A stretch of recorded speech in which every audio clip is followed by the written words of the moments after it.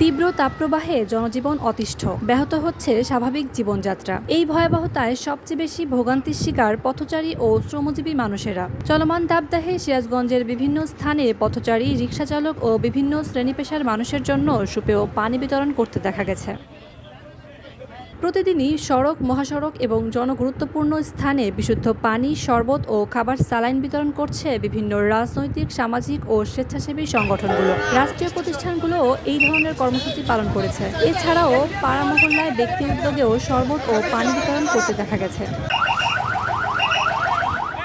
২৭ April দুপুরে সিরাজগঞ্জ শহরের বিভিন্ন এলাকায় হেঁটে হেঁটে পথচারী, রিকশাচালক, শিক্ষার্থী ও শ্রমিকদের বিনামূল্যে সুপেয় পানি বিতরণ করেছেন সিরাজগঞ্জ ২ আসনের সংসদ সদস্য ও জেলা আওয়ামী লীগের যুগ্ম সাধারণ সম্পাদক ডক্টর জান্নাত আরা হেনরি।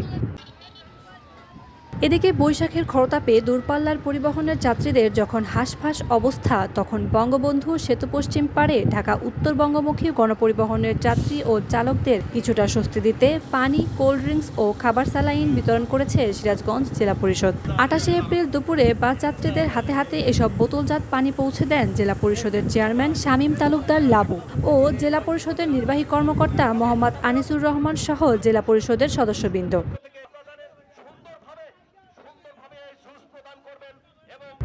এর আগে জেলার বিভিন্ন এলাকার সাধারণ জনগণ, পথচারী ও রিকশাচালক সহ বিভিন্ন শ্রেণীর মানুষের মাঝে জুস, পানি ও শরবত বিতরণ করেছে স্বেচ্ছাসেবী সংগঠনগুলো। রায়গঞ্জের স্বপ্ন নিয়ে পথচলা, বেলকুচির আওয়ার, এনায়েতপুর সহ বিভিন্ন স্বেচ্ছাসেবী সংগঠন এ ধরনের কর্মসূচি পালন করেছে। তবে ভিন্ন ধরনের উদ্যোগ নিয়ে দিনমজুর মানুষের পাশে দাঁড়িয়েছে জেলার জনপ্রিয় ফেসবুক ভিত্তিক সেবামূলক সংগঠন মানব সেবার স্বপ্ন গ্রুপ। রোদের তীব্রতা থেকে সুরক্ষার জন্য ২ ধাপে ৪০০ জন দিনমজুরকে এই সংগঠনের পক্ষ থেকে ক্যাপ বিতরণ করা হয়েছে। এছাড়াও জেলার বিভিন্ন স্থানে যুবলীগ, স্বেচ্ছাসেবক লীগের উদ্যোগে পানি ও শরবত বিতরণ করতে দেখা গেছে। Sirajganj Times news desk.